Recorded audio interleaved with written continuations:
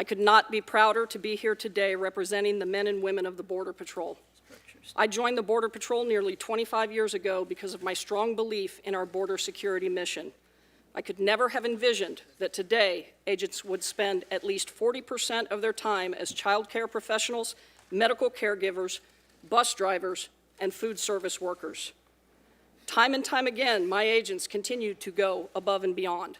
Just a few weeks ago, agents rescued a 3-year-old boy abandoned by smugglers in a cornfield with only his name and his parents' phone number written on his shoes. Agents have rescued more than 2,200 migrants endangered by ruthless smugglers so far this year. As we sit here today, thousands more are being encouraged to bring or send their children to our border based on smugglers' false promises of a safe and easy journey. Our apprehension numbers are off the charts compared to recent years. As of April 30th, we apprehended 460,294 people on the southern border.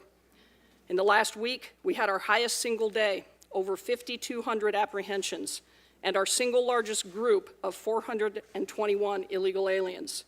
As of Sunday, only 7 months into the year, we have now surpassed the total southwest border apprehensions of every fiscal year since 2009.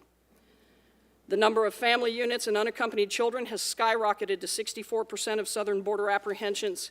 So far this year, we've apprehended 248,197 family unit aliens and 44,779 UACs. These populations present significant challenges, not only because of the additional care they require, but because our immigration system treats them differently than single adults. For the first time in Border Patrol history, nearly half of the adults we apprehended in April brought children. They have received the message loud and clear: bring a child, you will be released. In April, we apprehended an average of 2,400 families and children each day, and ICE and HHS lack the capacity to keep up.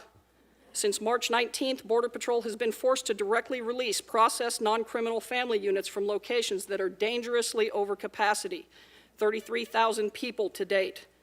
Though we are adding new soft-sided and modular facilities in El Paso, Rio Grande Valley, and Yuma sectors, our short-term holding facilities are still beyond capacity. To address the volume, we've detailed agents from the northern and coastal borders and received assistance from our brothers and sisters in OFO. Even with additional manpower, my field commanders have had to pull agents off the border, reduce task force participation, postpone training, and close checkpoints. We cannot address this crisis by simply shifting more resources or building more facilities. It's like holding a bucket under a faucet. It doesn't matter how many buckets you give me if we can't turn off the flow. To address the flow of illegal immigration, there must be consequences for illegally crossing the border. I've said before, this is both a humanitarian and a border security crisis. But as we focus our resources on the immediate humanitarian needs, we have been forced to put the nation's security at risk. We have apprehended more than 3,500 people with gang affiliation and criminal histories so far this fiscal year, and assaults on my agents are up more than 20%. Single adult apprehensions have reached a 5-year high, 167,318 so far this fiscal year. Of the 3 demographic groups, we have the greatest ability to deliver consequences to single adults, knowing that these individuals actively seek to evade law enforcement. Every agent that I pull off the line to process and care for families and children increases the risk that illegal border crossers will get past us, including those smuggling drugs and other contraband. We need to know who and what is crossing our border, but that is nearly impossible when our manpower is diverted. Cocaine seizures this year have far exceeded last year's total. In January, we seized more than 700 pounds of cocaine being smuggled across the Rio Grande while agents were occupied with large groups of families nearby. And I worry how much more is getting past us. Simply put, we have been forced to put our border security and our national security at risk. ICE is quickly running out of space to detain adults during their immigration proceedings. My greatest concern is that we will have to begin releasing single adults. We must maintain the ability to deliver consequences, or we will lose control of the border. My men and women are doing everything they can to meet this challenge, but Border Patrol cannot do this alone.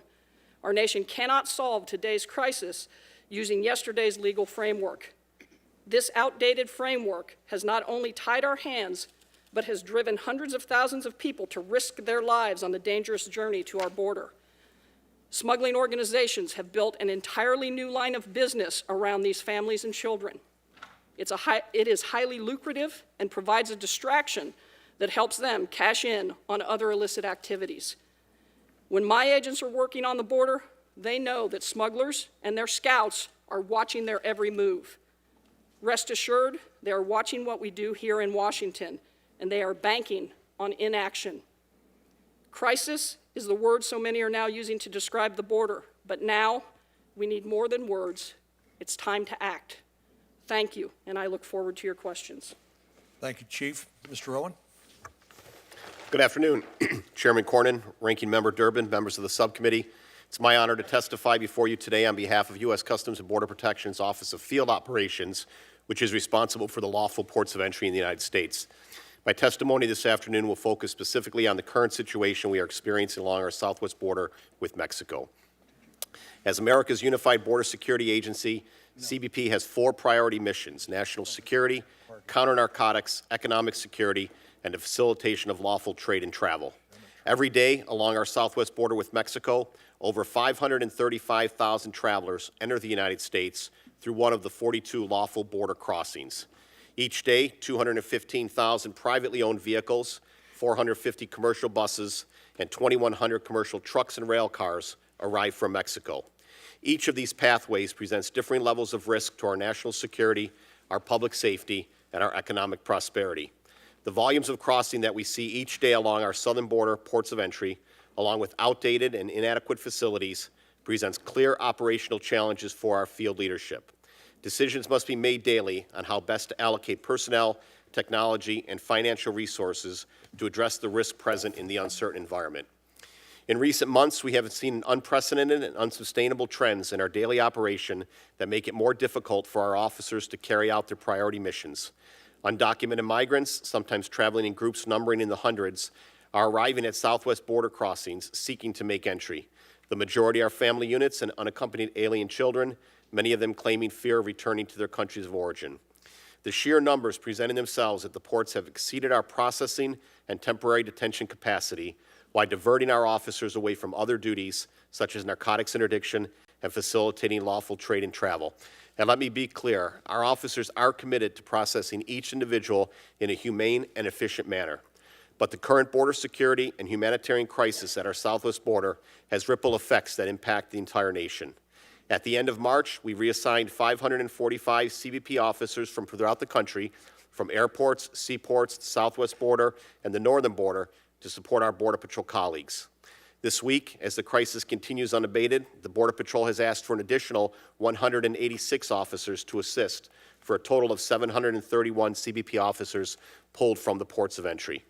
The temporary reassignment of CBP officers to assist the Border Patrol is absolutely necessary, as we must help the patrol as they respond to the record high level of illegal crossings and apprehensions. But the reassignment of officers from the ports of entry to the Border Patrol facilities comes with consequences. Pedestrian, passenger vehicle, commercial truck crossings trying to cross the border are experiencing uncharacteristically long delays. Some ports of entry have been forced to close some travel lanes and curtail some weekend cargo processing hours. As officers are pulled from ports nationwide, we may begin to experience extended wait times at our airports and northern border as we head into the busy summer travel season. The negative impacts extend beyond the facilitation of trade and travel. More concerning to me is the impact we are seeing on our narcotics interdiction efforts on the southwest border ports of entry. At the ports of entry, our seizures of hard narcotics like heroin and fentanyl so far in FY19 are down. We're seeing significant increases between the ports as the Border Patrol agents are directed to assist with the humanitarian crisis. In FY17, when crossings of undocumented migrants were at 40-year lows, we experienced a 34% increase in hard narcotic seizures along our southwest border over the previous year. Each officer and agent pulled off the front line to process, detain, and care for undocumented migrants has a direct impact on CBP's interdiction of hard narcotics flowing into our communities. This fact must not be lost, which is why the current migration situation along the southwest border must be viewed as not only a humanitarian crisis, but a national security crisis as well. I appreciate the support Congress has offered our men and women on the front lines. I look forward to your questions. Thank you. Thank you, Mr. Owen. Ms. Asher? Chairman Cornyn, Ranking Member Durbin, and distinguished members of the subcommittee, my name is Natalie Asher, and I am the Acting Executive Associate Director for U.S. Immigration and Customs Enforcement and Removal Operations. As a career law enforcement officer with more than 2 decades of experience, I appreciate the opportunity to appear before you today to discuss the current humanitarian and security crisis at the southern border, as well as ICE's critical mission of protecting the homeland and ensuring the integrity of our nation's immigration system through the enforcement of our immigration laws. Today, unprecedented numbers of migrants continue to illegally cross the border or present themselves at ports of entry without documentation. These numbers are on the rise, straining our entire immigration system, stretching resources thin across the Department of Homeland Security, and causing ICE to balance its public safety mission in the interior of the United States with the influx of migrants at the border. In the past, the vast majority of illegal migrants were single male adults from Mexico who could be quickly and effectively returned. Beginning with the initial surge in FY 2014, there has been a significant increase in the arrival of both family units and unaccompanied alien children across the southern border, a trend which continues with no end in sight. Now, over 60% of those seeking to cross the border are family units and UACs, most of whom are from Guatemala, Honduras, and El Salvador. In fact, since December 21st, 2018, ICE has released approximately 168,000 family members directly into the United States, as current laws and court rulings essentially mandate the immediate release of these family members, many of whom are never heard from again. These family units and UAC add to our already overburdened immigration system and contribute to the growing immigration court backlog, which has now surpassed 800,000 cases. 2 of ICE's greatest challenges are limited detention beds for adults and the inability to detain family units for the length of time necessary for their cases to be decided, in large part due to the Flores settlement agreement and judicial decisions that interpret it. The record numbers of CBP apprehensions at the border impact our interior enforcement efforts because congressional funding limits the number of adult beds available to ICE. Since many recent border crossers are subject to mandatory detention under the Immigration and Nationality Act, their arrival leaves limited detention capacity for those who are arrested in the interior of the country, including those with criminal records. Additionally, since ICE can typically only hold family units for approximately 20 days due to the Flores and the judicial decisions interpreting it, most members of this population remain non-detained with little or no oversight. Although ICE has sought to deal with the rapid increase in this population through additional strategies, such as the Alternatives to Detention program, this has proven ineffective in the management of recently arriving aliens, as absconder rates are much higher for this group, most of whom have no existing ties to the community and may not know their final geographic destination. Ultimately, without the necessary authority to enable ICE to detain family units for the duration of their immigration proceedings, without the proper ability to hold those accountable who fail to comply with ATD or release conditions, and without sufficient resources to apprehend those who abscond, this situation will result in virtual impunity for those who violate our immigration laws, and the flow of aliens into the United States will continue, if not increase. Unfortunately, the release of family units before the conclusion of immigration proceedings has led to these individuals failing to appear for court hearings, as well as failing to comply with removal orders. Additionally, legislation like the Trafficking Victims Protection Reauthorization Act has left gaps in our immigration laws that are exploited by transnational criminal organizations and human smugglers. These gaps encourage parents to send their children on the dangerous journey north, and we have found that they incentivize smugglers to place children into the hands of adult strangers so that they can pose as families and be released from immigration custody. Fraudulent family claims are a significant problem, and DHS must have the ability to protect the best interest and welfare of minors involved in potential smuggling or trafficking situations. The record numbers of aliens arriving at our border indicate that these gaps have created an enormous pull factor. Amendments to the laws and immigration court processes that I have outlined in my written testimony are needed to help ensure the successful repatriation of aliens ordered removed by an immigration judge.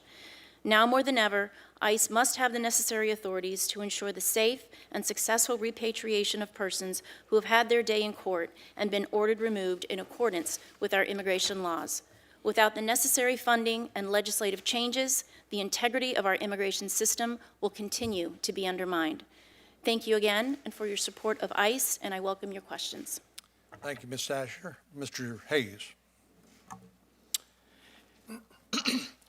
Chairman Cornyn, Ranking Member Durbin, and members of the subcommittee, it is my honor to appear on behalf of the Department of Health and Human Services. My name is Jonathan Hayes, and as the Director of the Office of Refugee Resettlement, I manage the Unaccompanied Alien Children Program. I became the permanent director earlier this year, and it is a privilege to serve in this role alongside our dedicated ORR career staff. Prior to my time at ORR, I worked for 2 congressional members for approximately 8 years. That experience provided me with firsthand knowledge of the important oversight role that you and your staff have to ensure that the federal programs operate successfully.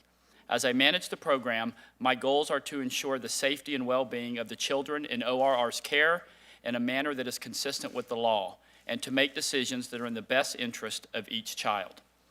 ORR facilities offer a variety of placement setting options, such as foster care and group homes. These options allow ORR to accommodate each child's unique circumstances when deciding where to place a child. UAC shelters provide housing, nutrition, routine medical care, mental health services, educational services, and recreational activities. A network of grantees operate the facilities, which are licensed by state authorities. The exception is ORR's temporary hard-sided influx care facility in Homestead, Florida. That facility is not required to obtain state licensure. However, children who reside at this location receive the same standard of care and services as those provided by a permanent state licensed facility. As of March 30th of this year, DHS has already referred approximately 32,284 unaccompanied children to ORR. If this rate continues in fiscal year 2019, ORR will care for the largest number of unaccompanied children in the program's history. Based on the anticipated growth pattern in referrals, HHS is preparing for the need for high bed capacity to continue. Currently, HHS maintains approximately 14,000 beds. On May 1st, the administration transmitted to Congress a supplemental request for an additional $2.9 billion for HHS, which would enable ORR to increase shelter capacity to 23,600 beds. Without additional funding, there is a significant likelihood that the UAC program will exhaust all of its resources by this June, in which case HHS may need to reallocate more funds from refugees and victims of torture and scale back services. In the worst case scenario, thousands of children might remain for lengthy periods of time in DHS facilities rather than being expeditiously transferred to HHS. In an effort to improve coordination and information sharing, HHS and DHS have entered into 2 agreements over the past year. First, in April 2018, HHS, ICE, and CBP entered into an information sharing memorandum of agreement. The agreement requires ICE and CBP to provide ORR with information pertaining to gang membership and criminal history.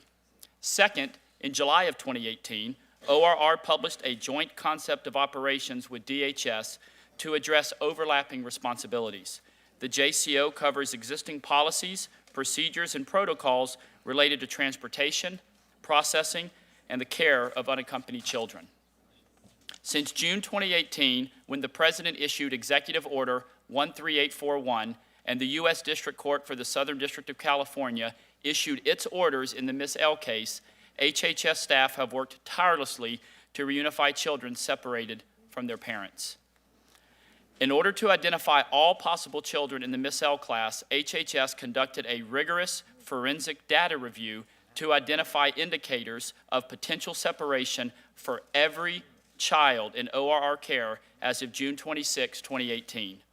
Through its exhaustive data review, HHS identified 2,814 children of potential class members. Of the 2,814 children reported to the Miss L court, ORR has reunified 2,162 children with their parents. Another 597 children have left ORR care through other appropriate discharges, such as a release to a sponsor who is a family member. Further review found that 9 children had not been separated. And for the remaining children, some cannot be reunified with their parent because ORR has determined that the parent meets the criteria for exclusion from the class or is not eligible for reunification. In addition, some parents have waived reunification.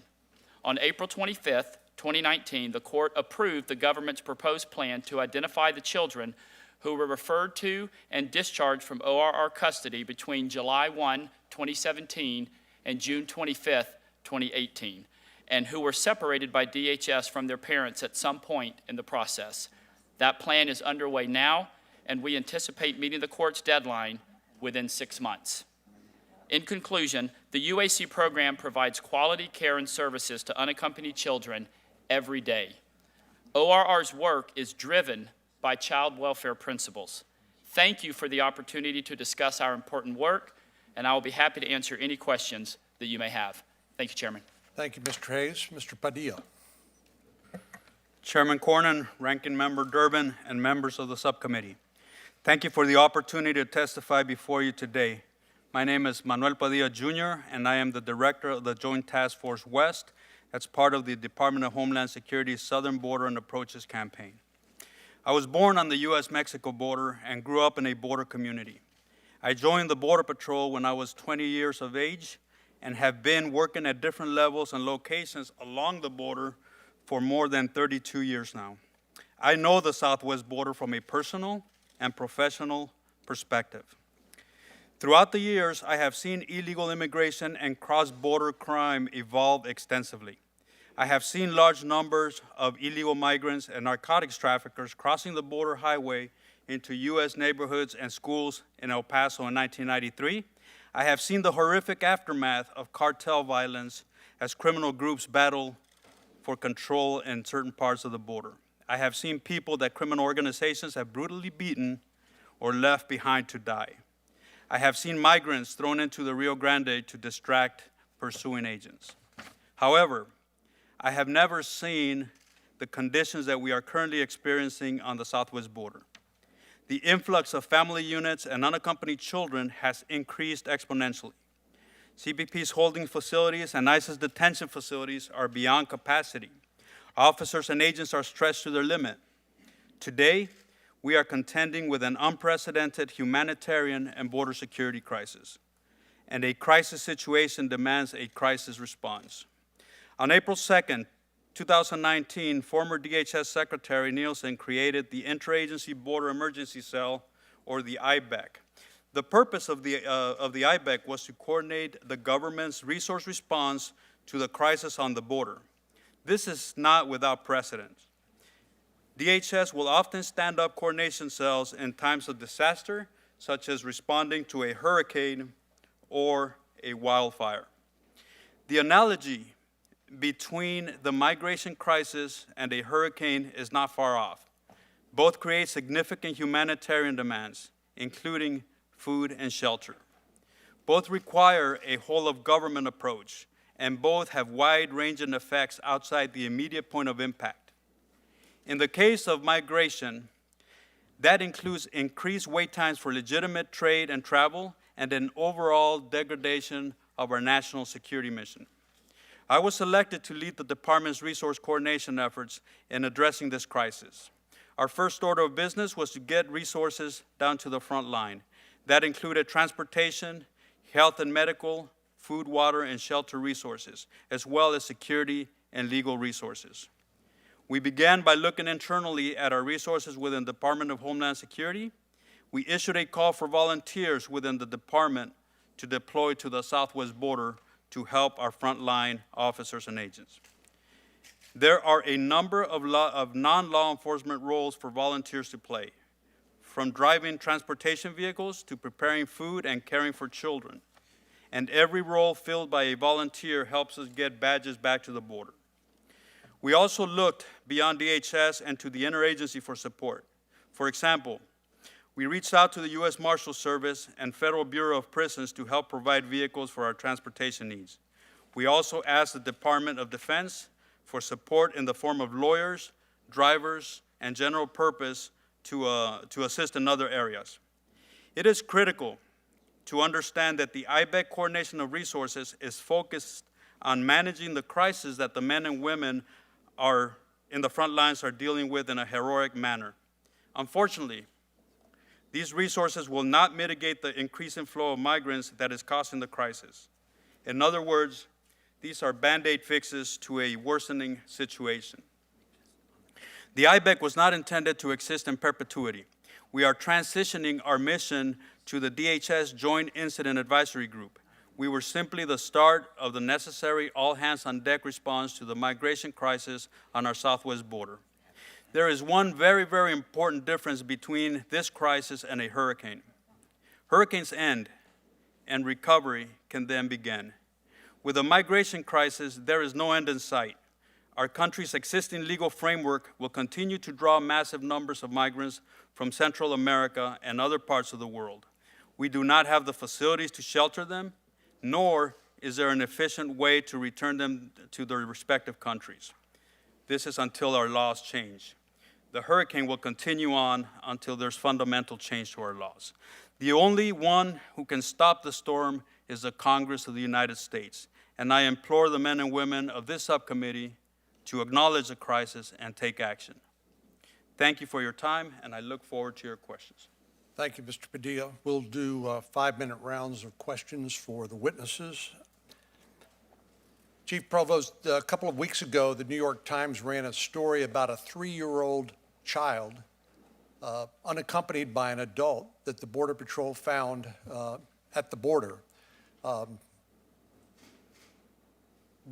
in the world would a 3-year-old child make their way from Central America to the U.S.-Mexico border, and why would anybody send them? Why would any parent or family member send them unaccompanied to the United States? Thank you for the question, Senator. Yes, that's a tough case, and the young man is in good care with HHS now, and we made sure that we got him new clothes, and he was watching movies at the station. But that one was a tough one, to see him abandoned out in a cornfield. The smugglers, as I said, this is illicit business for them. They're making money off of this. They are pushing families, saying that they can either get the families or they can get their children here. And these smugglers know that under the Flores decision, the U.S. government can't hold a child in detention longer than 20 days, correct? That is correct, and from interviews that we have done with the families that we have been apprehending, they are hearing that message loud and clear. They are hearing that from the smugglers. They are hearing it through media down in the Northern Triangle as well. So therefore, and they don't understand the risk and the dangers that the trip is going to bring, I don't believe. Well, let's talk about that a minute. Do you know how many children are sent from Central America to the United States who die en route? We have, as you know, Senator, we rescue, and we've rescued over 2,200.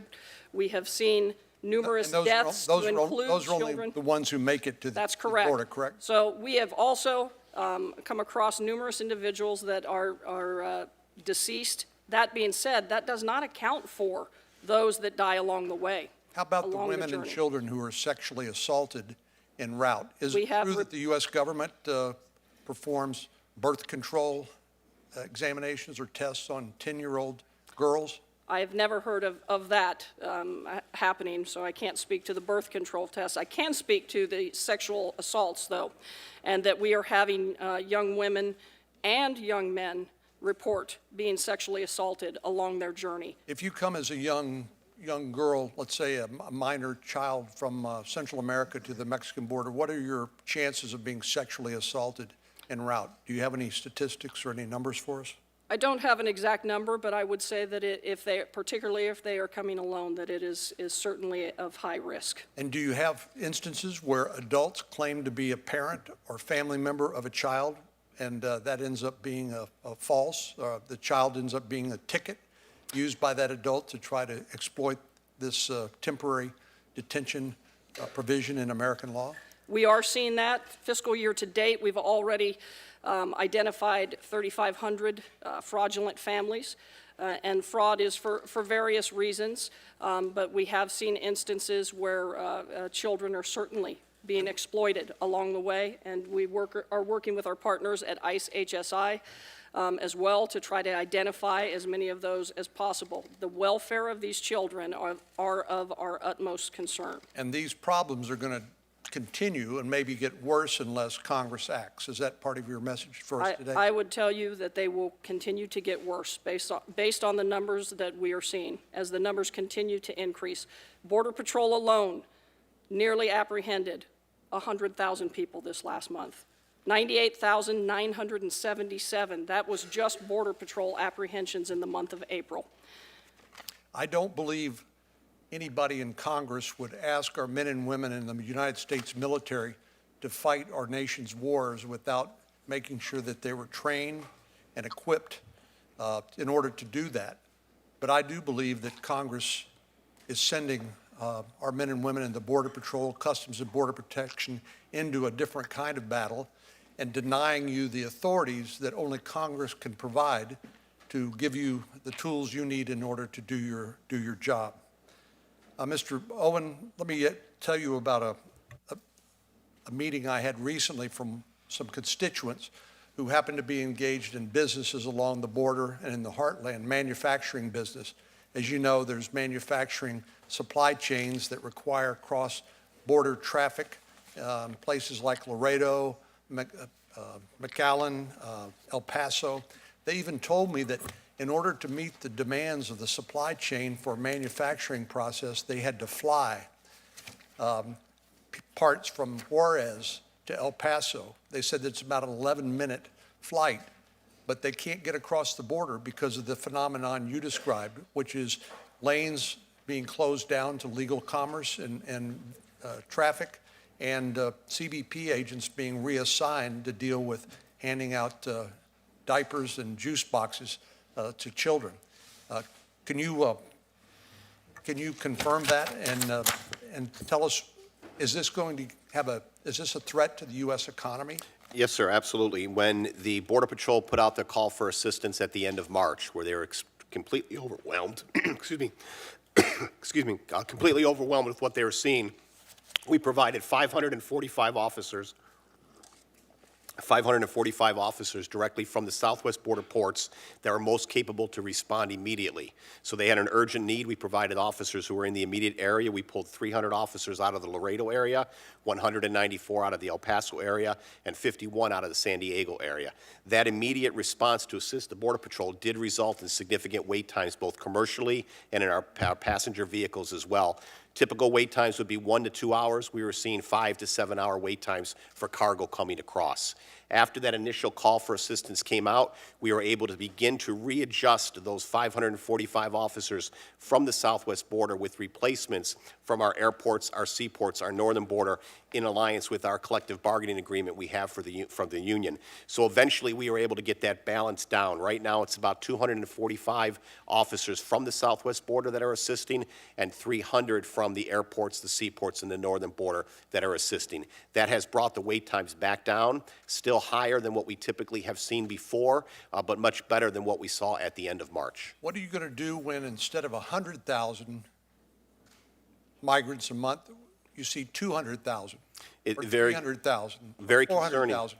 Very concerning as the Border Patrol needs more assistance and they turn to us to provide that assistance. We'll be pulling more officers out of our airports, our seaports, our northern border. That is where the majority of our staff is. And we enter our busy summer travel season next month. So there could be ripple effects throughout the economy, throughout our summer travel, if this situation continues. Thank you. Senator Durbin. Thank you very much, Mr. Chairman. Some spokesmen, and perhaps even the President, have claimed that only 3% of asylum seekers and 2% of immigrants attend immigration courts. Can anyone here shed any light on the statistics that have been used? I go on, Kirsten Nielsen said as secretary, asylum seekers more than not fail to appear in immigration court. Have any of you heard that? So, thank you, Senator. What I can tell you is that, better? Yeah? What I can tell you is that the overwhelming majority of individuals, particularly the family members who are coming across, in fact, are not attending even their first hearings. The situation that we have, just sort of piggybacking on the ripple effect of the sheer volume of individuals coming across. I don't have the capacity, as you well know, to house family members beyond what is restricted there in Texas. So I hate to interrupt you, but I've got to stop this right now. In fiscal year 2018, the Department of Justice figures show 89% of all asylum applicants attended their final court hearing to reach a decision on their application. When families and unaccompanied children have access to legal representation, the rate of compliance with immigration court obligations is 98%. Now, does that sound like 2% or 3%? It isn't even close. And if we found that if there's any case management and counseling, so they understand the legal process, they're going to show up in numbers over 95%. They want to have an adjudication. They're hoping they can stay here legally. But this 2 or 3% catch and release, we'll never see them again. The Department of Justice says that isn't true. I think we've got to start with some basic facts that we can agree on here. And this is not a Democratic National Committee press release. This is from the Department of Justice. Let me ask this question if I can. Chief Provost, you've been on the job for a few years. Do you mind telling us how long your career has been? 25 years with the Border Patrol. Okay. I don't say that in any way to denigrate you, but to celebrate your service to our government. Thank you. So you talked about the faucet and the bucket. Yep. And what you basically said is until you turn the faucet off, we just can't keep up with this. Yes, sir. I would suggest to you that you're looking at the same faucet today that you looked at 2 years ago and 5 years ago. In other words, TVPRA, the Flores decision, our standards for asylum are internationally accepted standards, credible threats, credible fear. So the faucet's the same. The question is, why is more water flowing through the faucet? And I think you have to go beyond the obvious laws to ask, what are the circumstances that are driving more water through this faucet? What has changed from 2 years ago that we're having dramatic increases?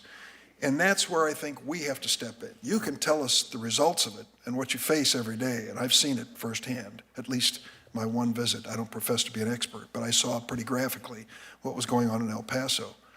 What's going on in 3 countries in our hemisphere is dramatically different than it was just a few years ago. And people are doing things that were unthinkable a few years ago. And there are lots of explanations.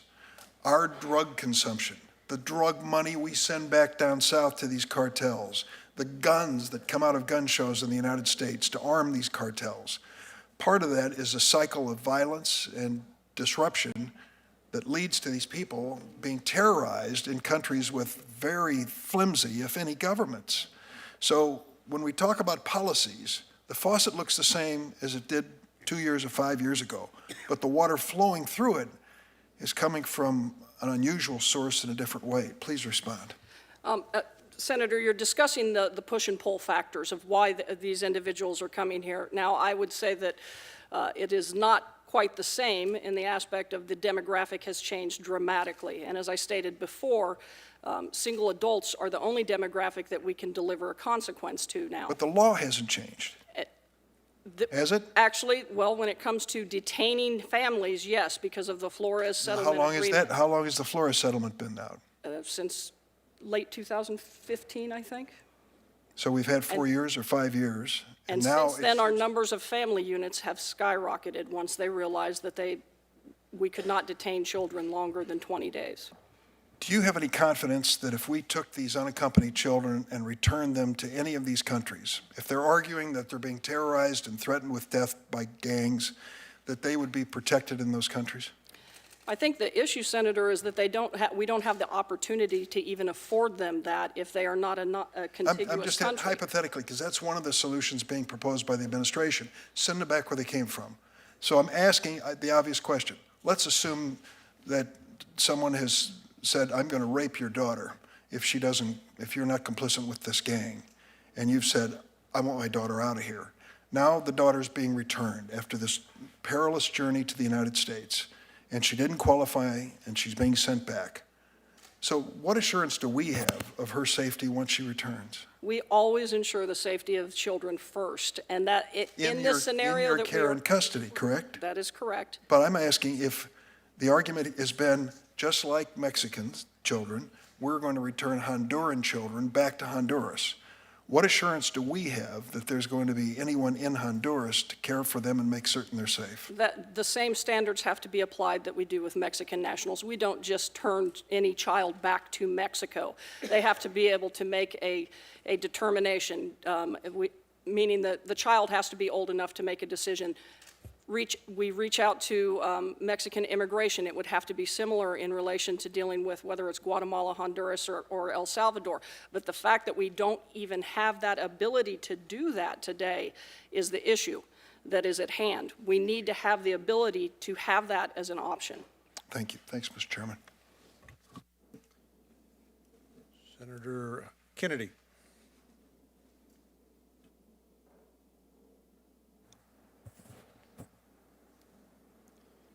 Am I saying your name right? Padilla? Yes, Senator Padilla. Padilla. Yes, sir.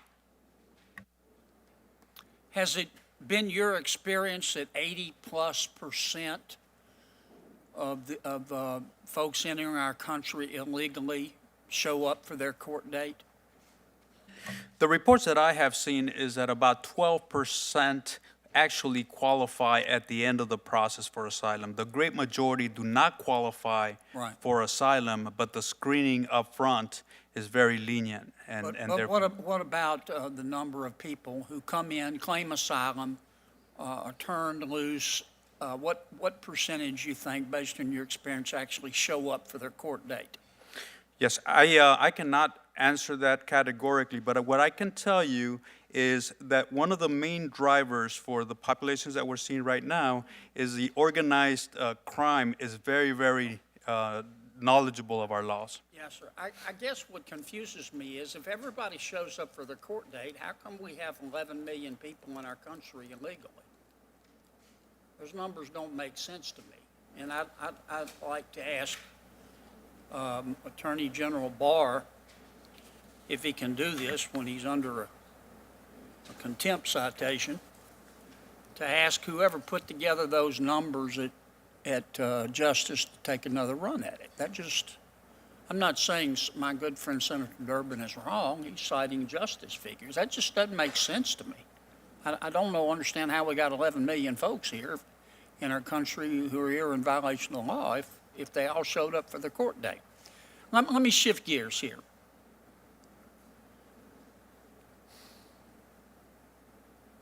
What troubles me about this whole debate, well, let me preface it with a question. Mr. Hayes, is illegal immigration illegal?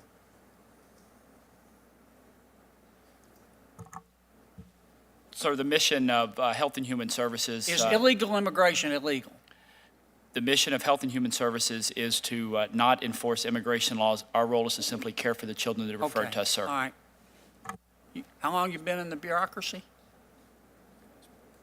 Can anybody answer this question? Chief, how about you? Is illegal immigration illegal? Yes, Senator, it is. Okay, thank you. And that's part of the problem here. Some of my friends in the Congress just think illegal immigration is not illegal. And some apparently think illegal immigration is a moral good. And I don't get it. I just don't. Let's shift, though, from trying to blame it on the president or the law or whatever. Tell me what to do about it with specificity. I listened to all of you. I appreciate it. I understand we have a problem at the border, and my friends at the New York Times even recognize it now. What do we do about it? How do we change the asylum laws? Senator, if I may, first and foremost, we have to have the ability to hold families throughout the immigration process. Together, throughout the immigration process. And Okay, with the what else? Flores Settlement Agreement, Yes, the fact that we cannot hold them longer than 20 days, it is just not possible to get through the entire immigration system in 20 days. Okay, That's so one. we need the authority to hold families together. What else? Yes, sir.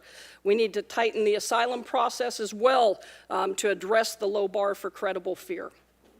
What do you mean by that? Meaning the standards for credible fear. When you speak of the first, Excuse me for interrupting, Chief, Okay. but, you know, we're limited on time. Does that mean that people who seek asylum lie?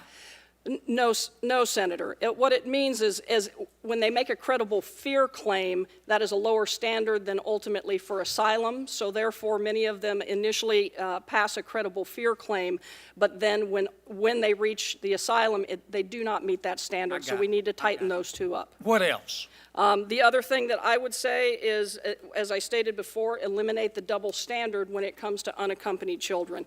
And something I didn't state, all unaccompanied children have the ability to claim credible fear as well, and that What do will you mean always by be the taken double into. standard, Chief? If you are from unaccompanied children who are from Mexico or Canada can be returned to Mexico or Canada if they can make can make a decision. There's no fear of returning to their countries. We cannot do that with these other countries. What else? Those are the main three that I would tell you. Anybody else want to suggest? Yes, sir. Yes, Senator. So you have two problem sets. What Chief Provost is talking about, that would impact the family units and the UAC numbers that we're seeing. Additionally, we still have the border security mission that we have to take care of, and that includes a personnel, technology, and infrastructure Yes. in order to enhance our detection and response capabilities. Okay. What I'm looking for, tell me what we can do to solve this problem. The chief gave me 3 ideas. Anybody else? You see it every day. Can I add one more, sir? Absolutely, Chief. You seem to be the only. ICE needs bed space to hold single adults. I currently have 7,000, as of this morning, over 7,000 single adults in my custody because ICE does not have sufficient bed space to take them out of my custody. My facilities are meant as temporary holding facilities. ICE needs beds. Them not having beds is impacting us. I don't want to abuse my privilege. This is my last question, Mr. Chairman. Is the faucet the same, Chief? No, sir, the demographic has changed dramatically, which is why we are having these issues. Has the water flow changed? It has gone up dramatically, as I stated. We have surpassed already this year total apprehensions all the way back to 2009. Have we ever had For every year. 5,000 people a day? A day? The 5,200 mark, I know at least going back for several years, no. Do you want to treat these folks in an inhumane manner? No. My agents I am so proud of